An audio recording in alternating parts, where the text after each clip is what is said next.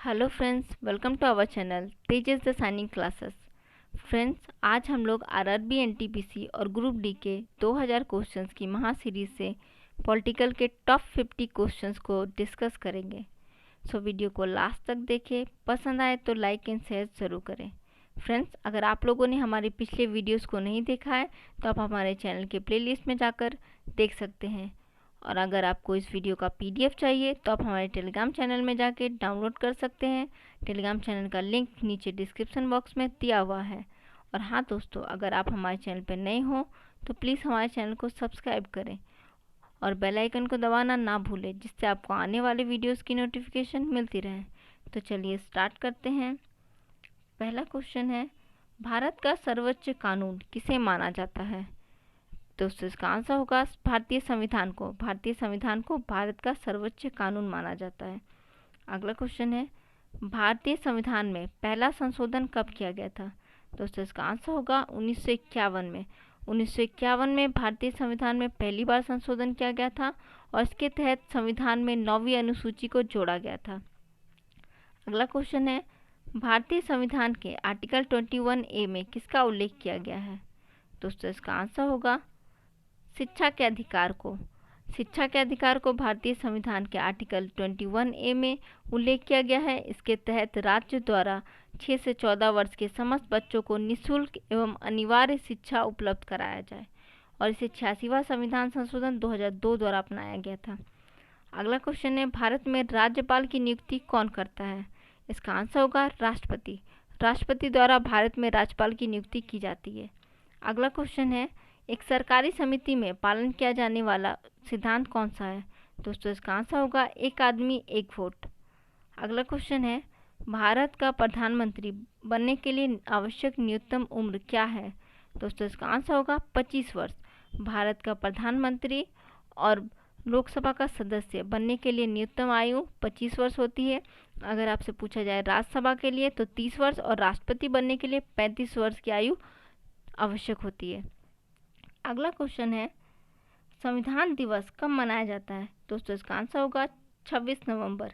26 नवंबर 1949 को हमारे संविधान को अंगीकृत किया गया था, इसीलिए इस दिन संविधान दिवस के रूप में मनाया जाता है। अगला क्वेश्चन है, भारत के 15वें प्रधानमंत्री का नाम बताएं। इसका आंसर है श्री नरेंद्र मोदी जी। अगला क्वेश्चन है, सूचना का अधिकार आरटीआई अधिनियम कब लागू किया गया था? तो इसका आंसर होगा 2005। 12 अक्टूबर 2005 को भारत में सूचना के अधिकार को लागू किया गया था। दोस्तों, इससे एक और क्वेश्चन बनता है कि सूचना के अधिकार को सबसे पहले किसने लागू किया था, किस देश ने लागू किया था? तो इसका आंसर होगा स्वीडन ने। स्वीडन ने 1766 ईस्वी में सूचना के अधिकार को लागू किया था। अगला क्वेश्चन है, लोकहित याचिका का क्या अर्थ है? इसका आंसर होगा जनहित के किसी भी मामले को किसी के द्वारा न्यायालय में ले जाना। अर्थात लोकहित याचिका भारतीय कानून में सार्वजनिक हितों की रक्षा के लिए अपनाया गया है। अगला क्वेश्चन है, अविश्वास प्रस्ताव के प्रश्न में कम से कम कितने सदस्यों का होना आवश्यक है? तो इसका आंसर होगा 50 सदस्यों का होना आवश्यक है। अगला क्वेश्चन है, पहला पिछला वर्ग आयोग की अध्यक्षता किसने की थी? दोस्तों इसका आंसर होगा काका कालेकर ने।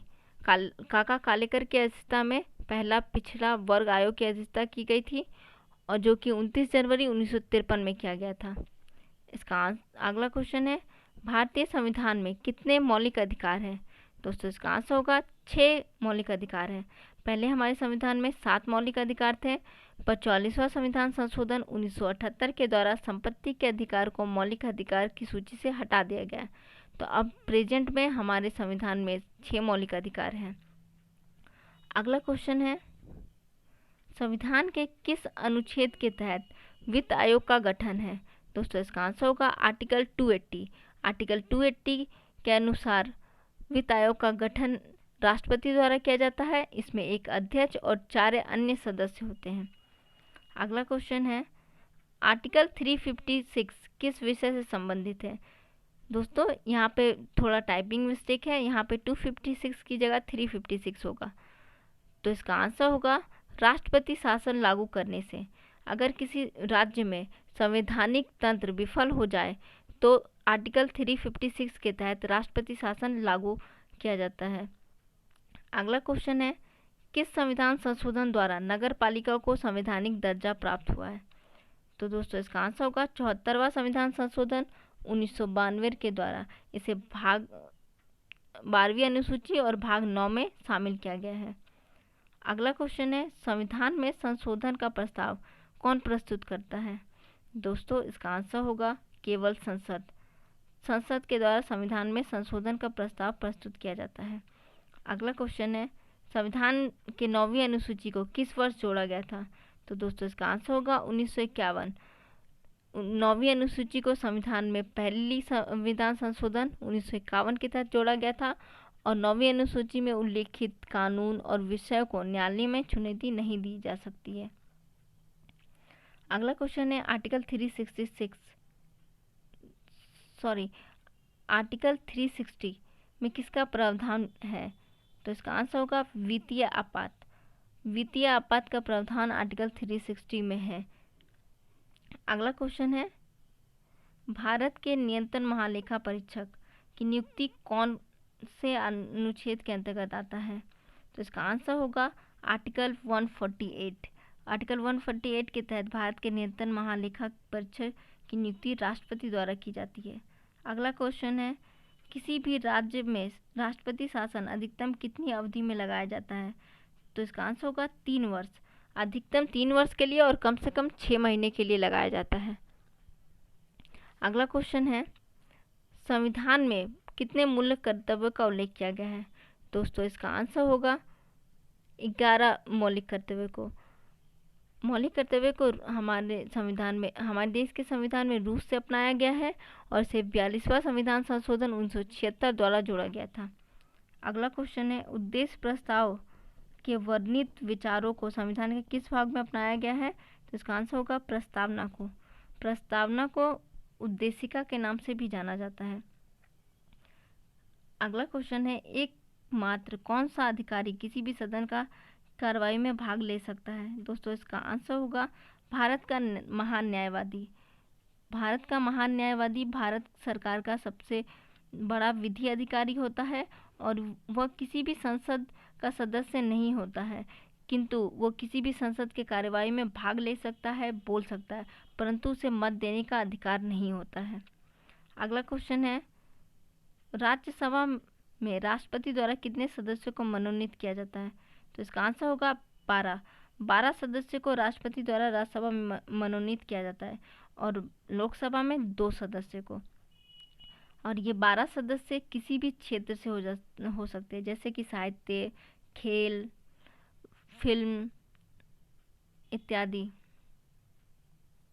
अगला क्वेश्चन है, भारत के चौथे राष्ट्रपति कौन है?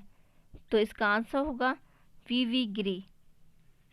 अगला क्वेश्चन है, सबसे पहले पंचायती राज व्यवस्था का उद्घाटन किस स्थान पे हुआ था? तो दोस्तों इसका आंसर होगा नागौर। राजस्थान के नागौर जिले में 2 अक्टूबर 1959 को पंचायती राज व्यवस्था का उद्घाटन किया गया था। अगला क्वेश्चन है, कौन सा अनुच्छेद प्रेस की स्वतंत्रता से संबंधित है? तो इसका आंसर होगा 19A। 19A में प्रेस की स्वतंत्रता के बारे में बताया गया है। अगला क्वेश्चन है, चुनाव के दौरान सभी चुनाव प्रचार को कब रोक दिया जाता है? तो इसका आंसर होगा मतदान के 48 घंटे के पहले। अगला क्वेश्चन है, दल बदल विरोधी कानून से संविधान का कौन सा संशोधन संबंधित है? तो इसका आंसर है 52वां संविधान संशोधन 1985। 52वां संविधान संशोधन 1985 के द्वारा दल विरोधी कानून को संविधान में अपनाया गया था। अगला क्वेश्चन है, किस संविधान संशोधन के तहत लोकसभा का कार्यकाल 6 वर्ष से घटाकर 5 वर्ष किया गया? तो दोस्तों इसका आंसर होगा 44वां संविधान संशोधन। 44वां संविधान संशोधन 1978 के द्वारा लोकसभा का कार्यकाल 6 वर्ष से घटाकर 5 वर्ष किया गया। अगला क्वेश्चन है, पहले वित्त आयोग के अध्यक्ष कौन थे? आंसर होगा KC नियोगी और इनकी नियुक्ति 1951 में की गई थी। अगला क्वेश्चन है, कौन सा अनुच्छेद SC और ST को परिभाषित करता है? इसका आंसर होगा आर्टिकल 366।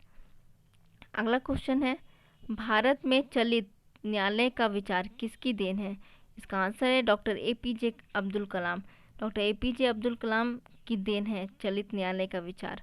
अगला क्वेश्चन है, भारत के किन दो राज्यों का एक ही उच्च न्यायालय है? तो इसका आंसर होगा हरियाणा और चंडीगढ़। अगला क्वेश्चन है, किस राज्य में पंचायती राज प्रणाली नहीं है? तो इसका आंसर है अरुणाचल प्रदेश। अरुणाचल प्रदेश में पंचायती राज प्रणाली नहीं है। अगला क्वेश्चन है, ग्राम पंचायत के आय का स्रोत क्या है?